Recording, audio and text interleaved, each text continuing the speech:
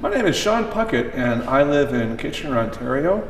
I've been doing photography ever since I was a very small child, but I regard the cameras, post-processing, all the other tripods, all that good stuff as simply tools in order to achieve a particular vision. So my choice of color or black and white is mostly dictated by the subject and by what I'm trying to convey. I usually use really bright, vibrant colors when I do choose to use color in order to provoke a visceral response. Like red generally causes people to feel stressed or angry or curious. Yellow is a warm, friendly color. Blue is cool. So I use those colors intentionally in order to trigger responses like that. Black and white photography or toned monochromatic photography, I usually use when I want to have people pay more attention to texture or to relationships between shapes or foreground and background. Some of the images I'm showing at Flash are interiors of industrial buildings. You'll notice a certain regularity to them, where they're sort of orthogonal, straight on toward windows. You know, they're kind of formalized.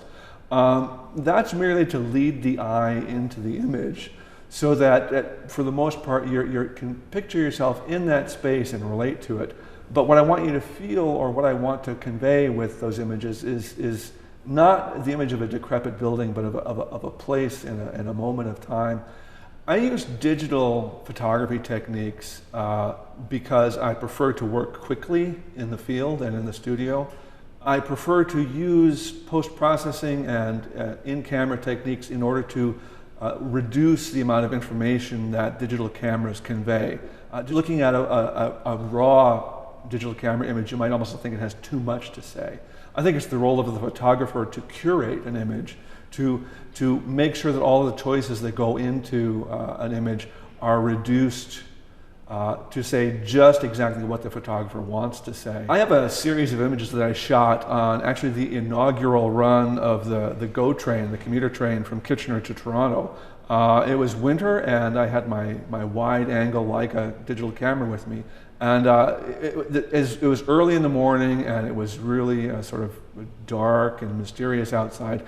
And as the train was going through some of the rural back areas in Ontario, it's just these lovely trees and snowy fields in the background. And I wondered, you know, what can I get out of that? So I basically took the camera and I pinned it up against the wall, or against the window in the train.